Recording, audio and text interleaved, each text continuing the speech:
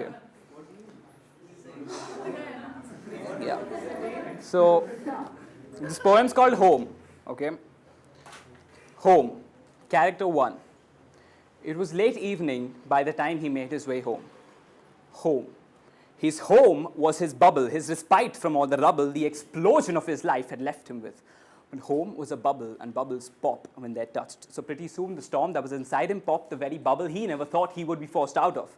Suddenly he was a sailor in his chest, and the storm he was engaged against was beating, it was beating against his chest, and it raged against his ribcage, and it ran through his veins. It was too strong for his hands to not shake, and yet too weak to just tear past his skin and leave down on the ground, and him worse for the wear, but free from despair. His ship was his hope. He was riding on it. He was held up by it, and he was sheltered by it, but it was falling apart, part by part, plank by freaking plank, nail by freaking nail. It was doomed to fail. It was disintegrating. And what he knew as he shoveled the water out was that the storm would not wait any longer. His ship would not sail any longer. His hope would be torn apart, and when he was alone in the dark, he would be drowning, drowning, and drowning. Character 2. It was late evening by the time he found some plastic to cover him up. Home. Home was everywhere. It was in the concrete streets with its stones and the bones of the ones forced to breathe their last in its cold embrace. It was in the wails of women chased in its alleyways, away from the gazes of the plastic faces of the plastic people with their polyester smiles, the black-clad, well-dressed people with so much to gain and so little to give to the little boy who was coughing at the side of the street with his hand out for handouts that would never come and his eyes towards the sky where the sun would never rise. Home was a bubble that had popped a very long time ago, a bubble that he had never known.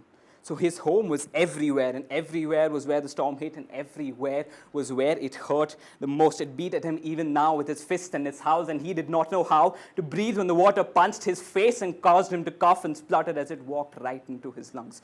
All he knew was that the storm would not wait any longer. His plastic hope would not stay any longer, and when it was gone and he was alone in the dark, he would be drowning and drowning and drowning. So tell me now, what sets them apart?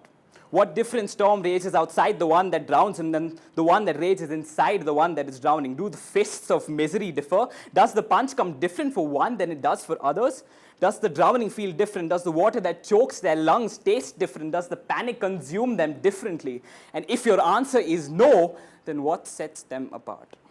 And in the end, is that what everyone is? Is everyone the same under layers and layers of unimportant differences? Is everyone just the same ball of chemicals searching for the right rush of endorphins using what they can?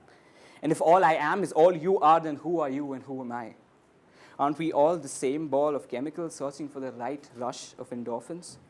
Doesn't it only mean that life is an endless ladder and you're climbing and climbing and climbing till your arms fall off and your legs don't go any further and you look up to see the asses of the asses who got higher than you and the asses below you are busy looking at your ass that got higher than them. And on this freaking ladder, everybody's just looking up and up no matter how high they manage to get. We're all just looking up and we're all the same. We're little balls of chemicals looking for the right rush of endorphins. I look into this room, I see strangers and I tell you, you are me. I meet a stranger and he is me.